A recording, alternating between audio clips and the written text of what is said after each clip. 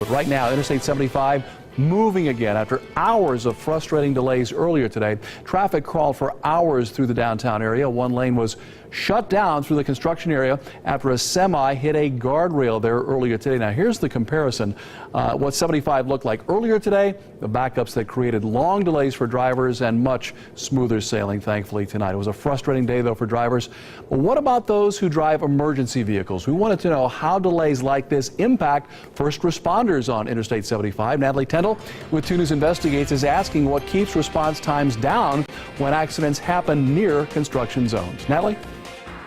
Well, Mark, usually there's enough room for ambulances and fire trucks to get through on our road with cars being pulled over on the side, but that's not really the case in construction zones. And you add bumper-to-bumper traffic in there, you can see why it's difficult, or could be difficult, for emergency workers to get to the people that they're trying to help.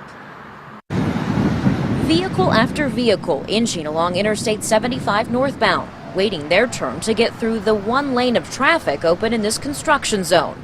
That was the scene around Dayton for hours today. When we have to close one lane, we do just have one lane open northbound. That can lead to some delays.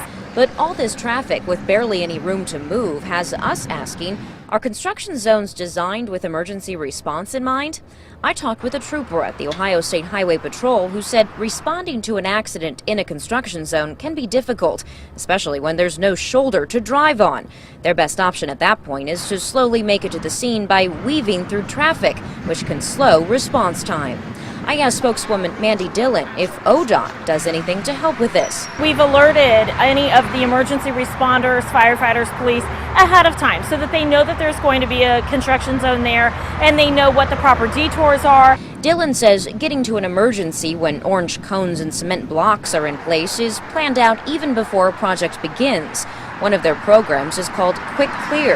That involves working with law enforcement from around the area to plan out routes around and through construction zones. It's just a program that helps us to clear these type of accidents as quickly as possible. Dillon also says they can close additional lanes or even take emergency vehicles through parts of the construction zones to get to an incident.